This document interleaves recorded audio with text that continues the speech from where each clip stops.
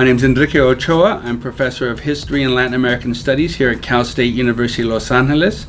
I teach a broad range of classes in Mexican history and Central American history, in history of social movements, contemporary movements, food justice struggles in Latin America, and world and revolution in the Third World.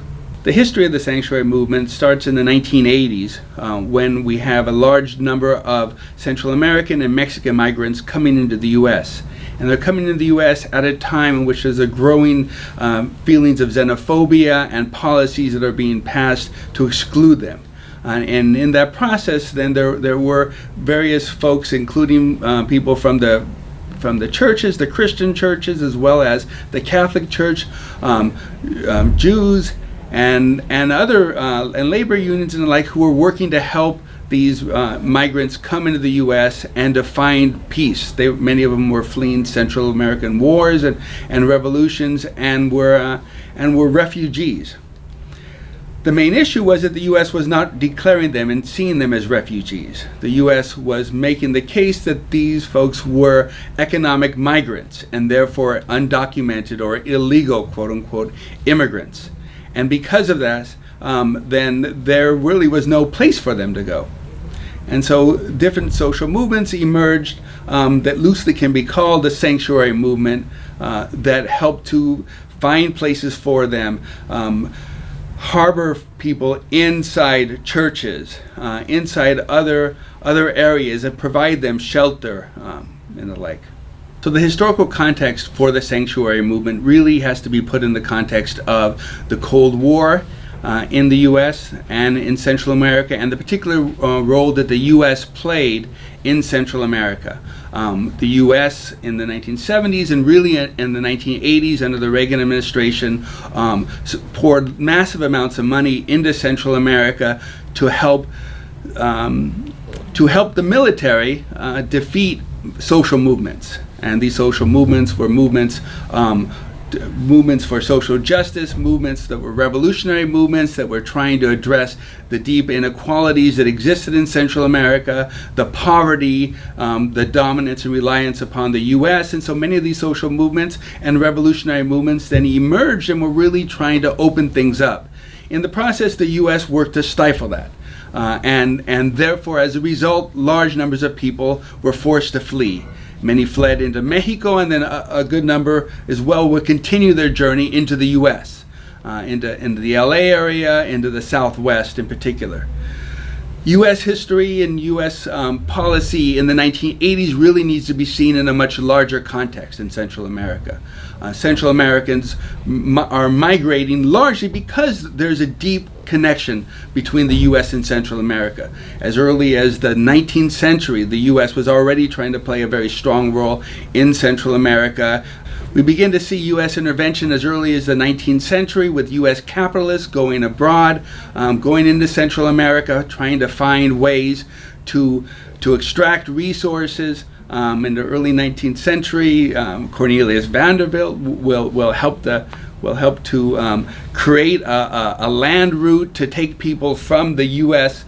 East Coast all the way to California during the gold rush. This will lead to William Walker, a U.S. citizen, taking over Central America and declaring himself president for a couple years. Fast forward to the late 19th century with U.S. intervention and the arrival of the Marines, and the Marines will occupy various countries in Central America. Nicaragua, for example, from 1909 all the way to 1933. The U.S. will also have deep ties and provide military assistance to governments to help prop up the governments, largely because there are U.S. businesses, U.S. mines, banana companies, sugar companies that are there. And so the U.S. really begins to see Central America as part of its backyard. As a bunch of governments that are not able to take care of themselves. They see them, the U.S. sees them in kind of a racialized way, in a racist way, of kind of backwards folks who aren't able to fully do this. That leads to, again, deep intervention during that dollar diplomacy period of the 1890s all the way to the 1920s. It means continued intervention during the Good Neighbor policy under Franklin Roosevelt in the 1930s, where no longer is the U.S. directly intervening by bringing the military, right? The U.S. withdraws the Marines from the area, but instead then supports strongman dictators. Who are carrying out still the similar policies that the U.S. is interested in providing stability for U.S. businesses to extract labor and stopping reform efforts, right, to expand the rights of workers, expand the benefits to indigenous people. And so the U.S. has this very long history in Central America that really shifts the gaze of much of Central America away from Latin America to then begin to look at the U.S. So that even though the U.S. is intervening and in many ways forcing people to leave their lands, the U.S. is the logical place for people to go because there's already this deep history of familiarity with U.S. culture, with U.S. society, and so people will begin to migrate. Central Americans were migrating to the U.S. right as early as the early 1900s, and in San Francisco by the 1930s and 1940s, there's already a sizable Central American population. In Los Angeles, it's not as large as it is in San Francisco, but it is a significant population. So that when people are forced off their lands, when they're forced out because of the brutality of the military dictatorships, because of the 1980s, then the logical place to come is the U.S. This is where they have familial ties. This is where they have already a familiarity of the culture. So one might argue it's kind of a boomerang effect that's happening. So the boomerang effect that begins to happen is that because of this long history of migration, of this long history of U.S. intervention and then consequential migration, is when in the 1970s and 1980s we see the rise of revolutionary movements in Central America. The Nicaraguan revolutionary movement in the 1970s that really then takes power in 1979, and then other revolutionary movements in El Salvador and in Guatemala that begin to really gain support among peasants, among workers. This leads to the U.S. Fostering and pouring in more money into the militaries of these countries to stifle these movements. And this stifling of these movements, leads to the escalation of murders, the disappearance of large numbers of people throughout the 1970s until 1982. Approximately 70,000 people in El Salvador would be killed and disappeared. 88% of which, would be by the military. In Guatemala, the number is about 200,000 people. Really, genocidal violence occurs in the countryside aimed at largely indigenous Mayan people, and all that is heavily supported with U.S. funds, U.S. military training, supported largely by the Reagan administration. And then the Reagan administration, when even the U.S. Congress says, no, we have to put a stop to that, and the Democrats begin to pass laws in the early 1980s, the Reagan administration then looks for other ways to fund the troops. Mm-hmm. The Iran-Contra effort, working to make deals in the Iran-Iraq war and get money from Iran and then feed that into the Contras, the counter-revolutionaries in Nicaragua, which will escalate the war. There's all kinds of evidence now that we know of the CIA working with drug lords in Colombia to help to use Central America as a conduit to funnel those drugs there and then use U.S. and CIA operations to bring the drugs into the U.S. And in return, the U.S. will ship arms back into those areas. That will lead to the explosion of inexpensive, right, crack cocaine in U.S. urban cities, in Los Angeles, for example, and it will also lead to growing amounts of money and arms for counter-revolutionaries in Nicaragua, and in the process, that'll lead to greater displacement. So this will lead to large amounts of migration, people having to flee and coming into the U.S. However, because of U.S. Cold War policy, the argument is that since they're leaving countries like Guatemala, like Honduras, like El Salvador, that are friendly to the U.S., in which the U.S. is supporting the government in their fight against supposed communism, then these migrants must be economic migrants. They may be coming here for jobs and to take U.S. jobs, quote unquote, and because of that, they're seen as not fleeing dictatorship. They're instead seen as fleeing a bad economic situation. At the same time, people leaving Nicaragua and leaving Cuba would be seen as people fleeing communist, and therefore would be more likely to get refugee status. So there's this double standard policy, and it's largely connected to U.S. foreign policy. The Reagan ambassador to the United Nations, Jeane Kirkpatrick, professor of international relations at Georgetown University, had this doctrine that she first articulated in the 1980s about dictatorships and double standards. That there are two different kinds of dictatorships. There are authoritarian dictatorships and then totalitarian dictatorships. She argued totalitarian dictatorships were ones in so-called communist countries. They were seen as more evil dictatorships in her view, as opposed to authoritarian dictatorships, which were still brutal but not quite as brutal, and they were allied with U.S. values and the U.S. They were our friends, and therefore they should be treated differently. And that this double standard played out in U.S. policy in Central America, and it played out in immigration policy. Since the vast majority of people that were coming, especially in the LA area, were coming from El Salvador and Guatemala, were fleeing those dictatorships, but yet were not recognized by the U.S., then they were seen as undocumented immigrants, and there was a large effort then to try to exclude them from the country. And because of that, and because there were a large number of people who knew the history of the U.S. in Central America, because of the anti-war movement in Vietnam, had ended by the mid-1970s, there was still a large consciousness of folks who were saying U.S. foreign policy was creating another Vietnam for the U.S. in Central America. No Vietnam War in Central America was a slogan that was oftentimes said. And because of that, many of those same anti-war protesters then began to call out the U.S.'s policy, especially during the Reagan era, where that was scaled up. Many folks were then organizing, and they saw the connection between migration and U.S. foreign policy.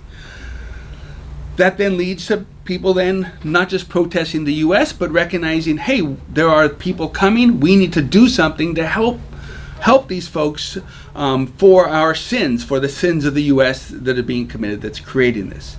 And then, yes, this will lead to many different churches beginning to open their sanctuaries up. And many of those churches then would be influenced by liberation theology coming out of the Vatican in the 1960s, and then among the Latin American bishops that would say that instead of the church supporting the wealthy and those in power, that the church should be supporting the poor, that there should be a preferential option for the poor, and that the church should really be working in the name of Jesus to help those who are being most exploited in society.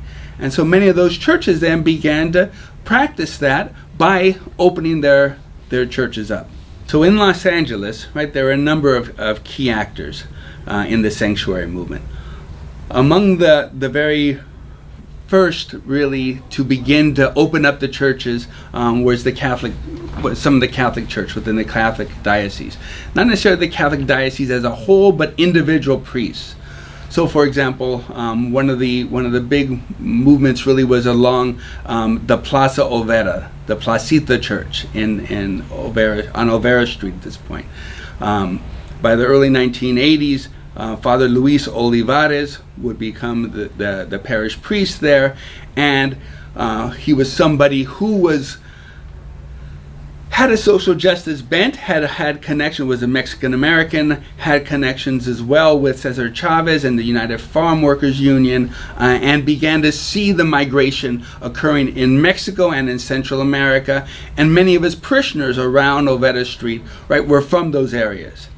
And he, in LA, right, would be hearing about what other churches are beginning to do in other places, trying to open up their churches as a form of sanctuary.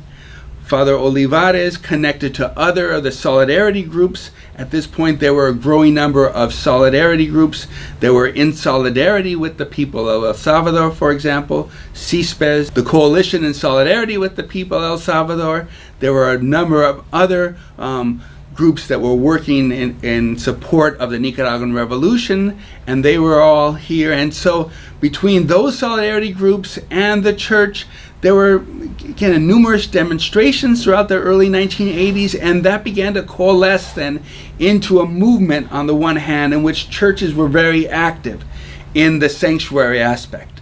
And they were oftentimes working right alongside and with some of the solidarity movements. In Los Angeles, there will be also refugee centers that will begin to develop, and I'm thinking of Carecen, the Central American Refugee Center in Los Angeles, that will start as a refugee center. Over time it'll change, and so now it's called the Central American Resource Center, but early on it was created by Central Americans with allies who were Chicano allies, that were white allies, that were other progressive African Americans and others, to form a basis to help the refugees as they were coming.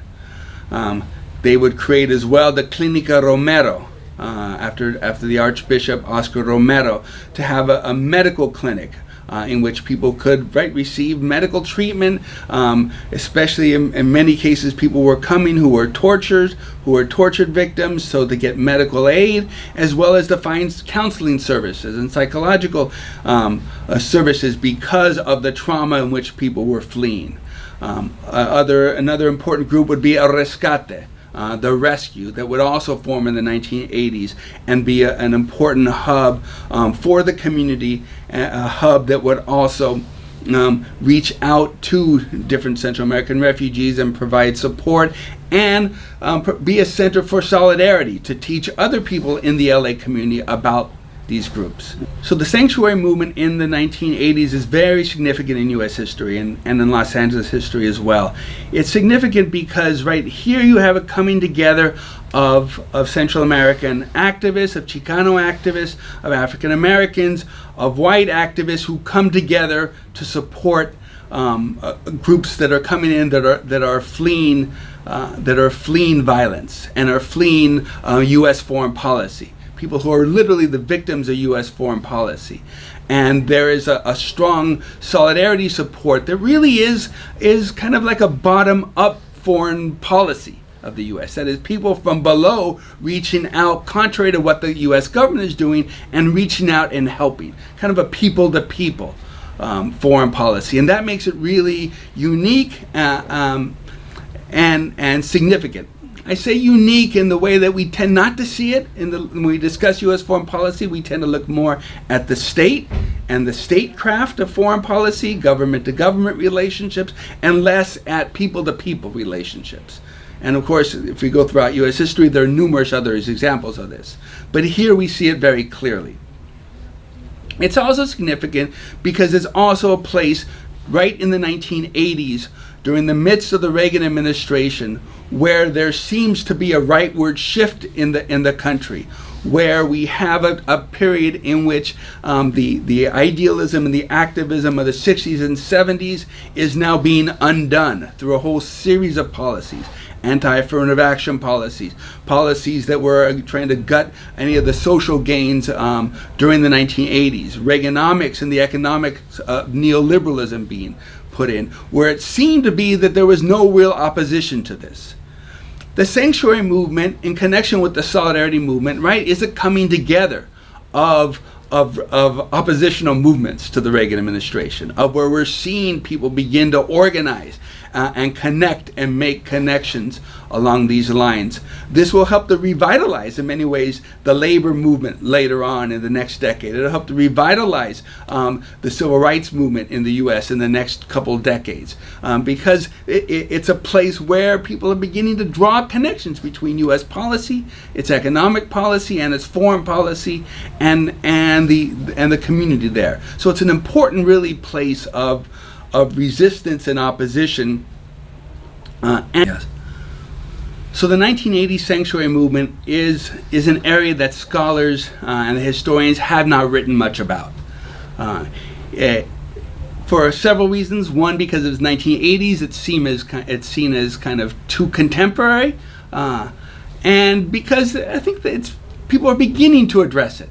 Some of the early writing on the sanctuary movement was done by journalists who were writing about what was happening and beginning to document the movement as a whole. The churches and the like, they early on then would draw parallels to what might be argued as one of the first sanctuary movements in U.S. history, and that's the Underground Railroad, the effort, right, to help enslaved people flee the enslaved South and find sanctuary in the North, even as, right, there are many cases they were persecuted in the North, but oftentimes to get people to Canada, right, drawing connection. Many of those early journalists began to draw those connections.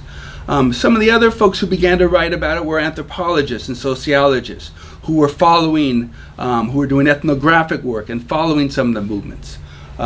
The work of Susan Coutine on the sanctuary movement in Arizona is a good example of this and its connection with the church. There are also, again, not directly talking about sanctuary, but connected to it is the growing literature on the solidarity movement, on the Central American solidarity movement that was happening in the U.S. and in particular in the Southwest and New York and the bigger cities, where scholars have begun, right, to document that and to talk about the way in which folks were organizing and how that connects to other social movements going on. Some of that literature has touched upon the work with sanctuary movements. A very recent work that's come out has been by Mario Garcia. Mario Garcia is professor of history and Chicano studies at UC Santa Barbara, which is a biography of Luis Olivarez, who, right, was the parish priest at the Mission Church in the Plaza Overa, and one of the foremost proponents of sanctuary. And he provides really an outstanding biography of Luis Olivarez, of his work, of how he came to do the work of sanctuary in LA in the 1980s, and the way that connects to the other social movements. So at this point, that's one of the most important works that are out there, dealing with the period of the 1980s that historians are doing. And then there are a number of other scholars who are beginning to document the sanctuary movement from the perspective of what was happening in different areas and the role of different groups involved in it. And so that literature is beginning to emerge. One of the limitations of a lot of that literature is that it's focused very much on the U.S. And historians are some of the big culprits here, right? Because oftentimes we teach U.S. history as if the U.S. is an exceptional country, as if the U.S. is not connected to the rest of the world, and if it is, it's only at the relations of governmental relationships and war. And so we have very few transnational histories of both solidarity and sanctuary. And by that, what I mean is the impact, the formation of these movements in the U.S., but how they are also informed by Central American activists who had deep histories and were coming with deep histories and political experiences, and the way in which then their U.S. history intersects with Central American history, and those connections. And again, I think that's an area that historians, and I think in the classroom, we need to push. That this is about U.S. history, but it's also really about U.S. and Central American history and the way it's connected. And so again, trying to see it in a more transnational way breaks the way we tend to see history in this very nationalist way. The U.S. history and then the Central American history, and then they intersect a little bit in certain periods of time, and then they don't.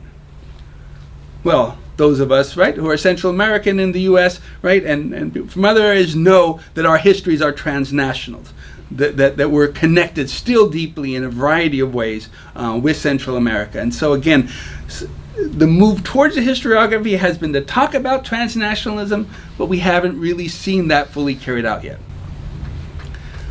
So the history of this period is also significant as well, because this is where we see the rise of a Central American population in Los Angeles, in San Francisco, even in other places within the U.S. This is where largely the Latino population, the Latinx population, has been largely Mexican in the U.S., and it still remains that way, especially in California. However, we begin to see the rise of a strong Central American student population. And we see that in schools, even beginning in the 1980s and 1990s, but even now we have large areas of the state in which there's Central American students alongside Mexican students, and oftentimes, and historically, right, that's not recognized. We don't hear the stories of them. There are a series of silences around Central American students. The UCLA professor Leslie Abrego has called these various silences because really we don't hear the story about them. Many of the Central American students then haven't heard their history and their stories because their parents fled war. They fled the trauma of war. They came here in a period of xenophobia in which other traumas were inflicted on them. And as a way of trying to create peace for their kids, to not inflict that on their kids, oftentimes did not tell them the story. And therefore it becomes kind of invisibilized. It becomes a silence. At the same time, in the U.S. and U.S. schools, we historically do not teach, right, about people of color. We do not teach about, one might argue, relevant history, how history is directly connected to our struggles and to where we are. And what little gets taught tends to be on Mexican American studies, and even that it's very little. And so there's another silence that happens in the literature. And again, it's extremely important to begin to break those silences, right? And that helps us to begin to see that there are various different stories in the room. It makes us also begin to think of where this knowledge comes from. Who's creating this knowledge that's in the textbooks? And that beginning to see as well that our families, that our communities are sources of that knowledge. And that we need to kind of open things up and figure out ways to get these stories there. So students see themselves reflected in the history. That's a key component, but also so we can begin to really truly practice a democratic praxis in society where we begin to see the various stories and histories there, draw commonalities, recognize differences. So that we can really, right, fulfill the goal of public education. And that's to create kind of citizens and students who are thoughtful, who are thinking, and who are engaged, and who know about the world around them. So it's also very important to teach this subject, right, because it really confronts the very hard history, the very hard realities of U.S. history. And again, as we're trying to think of and foster and instill in our students a critical thinking skills and the ability to understand, right, the complex history of the U.S., it's very important that we confront history and confront U.S. history. And so it's really behooves us to go into and study these different perspectives that are there, to understand various aspects of the history. And again, that may make people uncomfortable initially, right? As we teach about subjects that maybe go against the grain of our training, go against the grain of politics, it may seem as if we are raising things that shouldn't be talked about, that maybe are unpatriotic.